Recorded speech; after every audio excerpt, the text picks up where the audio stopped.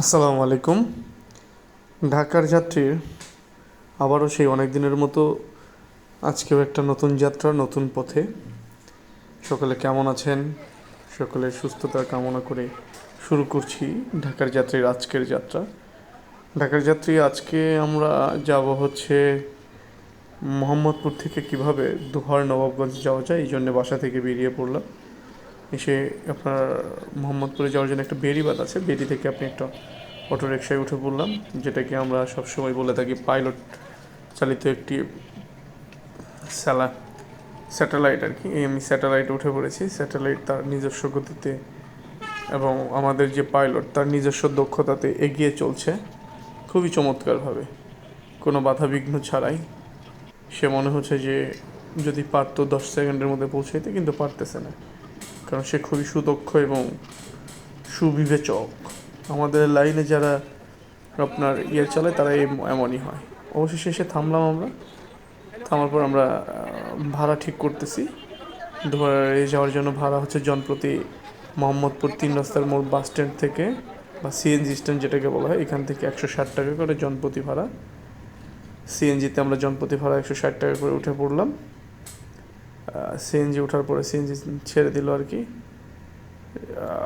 প্রতি জনপ্রতি 160 টাকা করে আপনার যাওয়ার জন্য। এখন দেখুন 3 রাস্তার মোড় থেকে আমাদের যে যানবাহনটি সেটি শুরু করেছে সিএনজি। দুই পাশে দিয়ে রাস্তা, মাঝখান দিয়ে একটা পাকা রাস্তা। আমরা চলছি আপন গতিতে। এই যে হাতের ডান সাইডে দেখবেন আপনারা রেপ2 এর অফিস আছে, তথ্য প্রদানকারী অফিসটা। আপনারা চাইলে কেউ আসতে পারেন। হঠাৎ করে চোখে পড়লো আমাদের সামনে জ্যাম কেন? কারণ আজকে তো জ্যাম পড়ার কথা না। তারপরে খোঁজ পেয়ে দেখলাম সামনে নাকি মিছিল চলতেছে। চমৎকার একটি মিছিল। এমন এক দেশে বসবাস করি যেখানে মিছিল, মিটিং এগুলো ছাড়া একদিনও চলে না। নিত্য নতুন কোনো না কোনো কর্মসূচি থেকেই যায় প্রত্যেকটা রাজনৈতিক দলের। তারই ধারাবাহিকতায় এবারও চলছে। এবার হচ্ছে যে আমরা চেষ্টা করতেছে, আমাদের যে পাইলট সে খুবই চেষ্টা করতেছে আপন গতিতে সামনের দিকে এগিয়ে যাওয়ার, কিন্তু কী করার, তার পক্ষে সেটা সম্ভব না। কারণ চতুর সাইডে অনেক যোদ্ধা বাহিনী আছে যারা খুবই সুদক্ষ, 17 বছর গড়তে থেকে ট্রেনিং নিয়েছে। তাদের মাধ্যমে এই পরিচালনাটি হচ্ছে। এই যে দেখুন একটা ভিডিও করে ফেলেছি আমরা সুন্দর মতো। ওরা আন্দোলন করছে। অবশেষে আমরা আমাদের ড্রাইভার তার বিচক্ষণতার পরিচয় দিয়ে এগিয়ে চলল, কিন্তু কী আর করার, বেশিক্ষণ যেতে পারলো না। সামনে আবার সেই যানজট। এই হচ্ছে তাদের সম্মেলন করার জন্য রাস্তাটাই মেন জিনিস। সাধারণ মানুষকে ভুগিয়ে আপনি সাধারণ মানুষের কী উপকার করছেন সেটাই তো বুঝতেছি না। এটা এমন এক দেশ যেখানে মানুষ কাজের চেয়ে আকাজের সময় পায় বেশি। তো কথা না বাড়িয়ে আমরা চলছি দেখতে দেখতে সব কিছু। আমাদের গন্তব্যের দিকে এগিয়ে চলছে আমাদের যানবাহনটি সিএনজিতে। তবে বেশ চমৎকারপ্রদ কথা হচ্ছে যে আমাদের সিএনজির যে ড্রাইভার উনি কিন্তু বেশ আপনার চৌকস। তা না হলে যে পরিমাণ জ্যাম ছিল, এই জ্যামে উনি বেরিয়ে আসতে পারতো না। অবশেষে আমরা এই জ্যাম ট্যাম ছেলে বেরিয়ে আসলাম। দেখুন সামনে সামনে কত ধরনের স্বেচ্ছাসেবক দল, তারা স্বেচ্ছায় নাকি সেবা দেয়, এই ধরনের একটা গ্রুপ আছে। এইটা পেরিয়ে আমরা এবার মেন রুটে পড়েছি। আর কিছুক্ষণ পরে হচ্ছে যে আমাদের মূল রাস্তায় যদি উঠে পড়ি সেই সময় কোনো চিন্তা থাকবে না আমাদের, কারণ এই যানজট ঠেলে যদি উপর দিকে যেতে পারি আমরা, তাহলে আর কোনো দুশ্চিন্তাই নেই আমাদের জন্য। এখানে এবার হচ্ছে যে এখান থেকে আমরা এগিয়ে চললাম।